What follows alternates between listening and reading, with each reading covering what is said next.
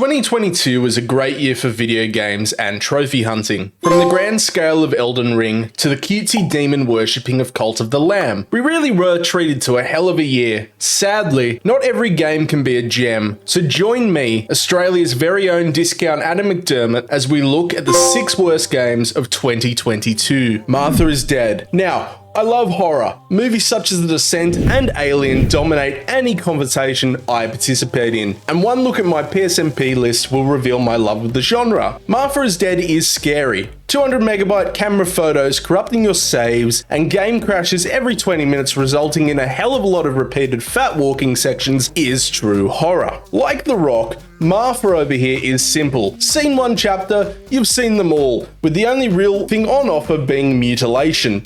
Which is a choice?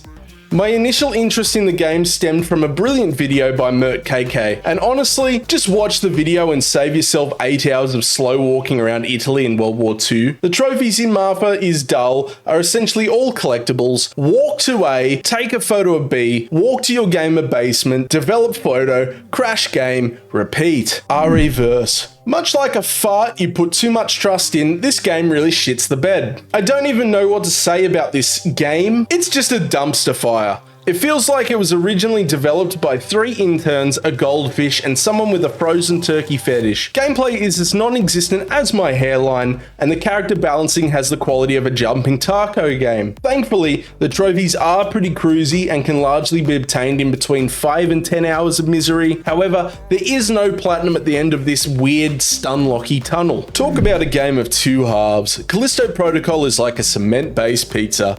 From a distance, those slices of pepperoni and cheese look so good, but take a bite and you're in for a rough time. I was excited for this game. Dead Space is a masterpiece in modern horror, and you better believe I was keen for another game from the creators of the original. This was a mistake. Janky and downright miserable gameplay, and whatever the entire second half of the game was supposed to be, were awful, which is an absolute shame because the game looks gorgeous and the world is bloody interesting. I found myself reading up on the collectibles more than once, feeling enriched by the world offered, then I'd be thrown into a combat scenario and I'd want death. I couldn't see the enemies, the camera was too close to the character, and spamming the awful dodge system, flailing around like I'm in a mosh pit to a Killswitch Engage concert and wishing I was playing Dead Space 3 just isn't a good time. Yes, Callisto fails that hard. As for the trophies, nothing out of the ordinary here, and the platinum is a short one with around the 10 hours sort of mark. Less if you cheese the maximum security difficulty trophy by crashing the game like 43 times. Seriously, that's how unfun this difficulty is. It's not hard, it's just dull. The combat doesn't make the game very fun at all, so you'll be running around taking in the view and then sighing because you've now got to fight an enemy, which essentially boils down to holding one of the thumbsticks in a direction, waiting until you can bong the dude over the head with a sledgehammer. It's boring,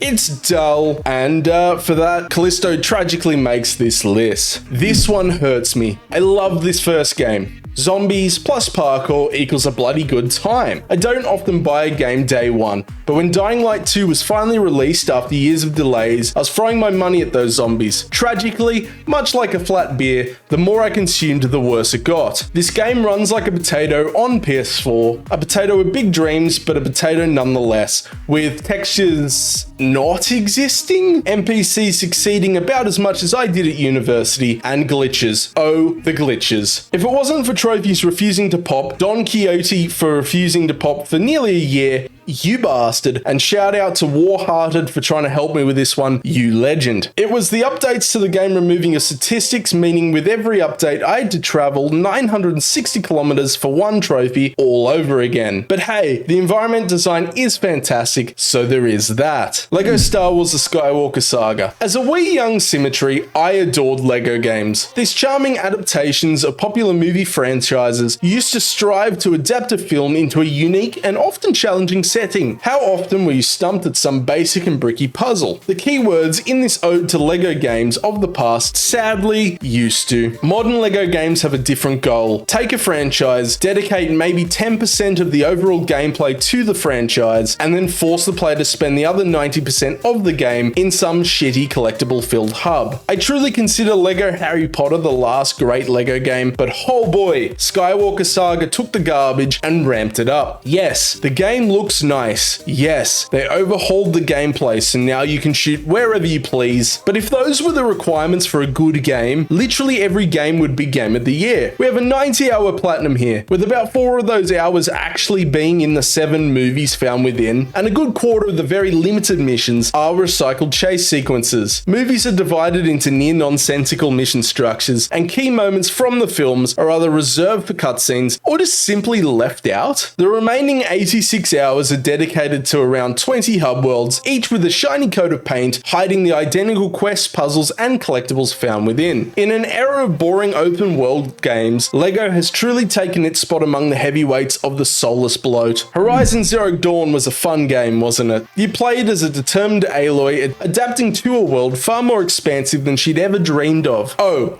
and you murder robot dinosaurs? Sick, isn't it? This game was a heavyweight of 2016, and enough of a joy that I platinumed the game twice. So what in the holy hakum happened to Forbidden West? In 6 years, Guerrilla Studios made 2 advancements to Zero Dawn. They made Aloy insufferable, and they added a beach. Yay? Now I can understand why people enjoy this game. Mechanically it is solid, but it's honestly just Zero Dawn again with the addition of some robot birds. Oh, they fly now! They fly now?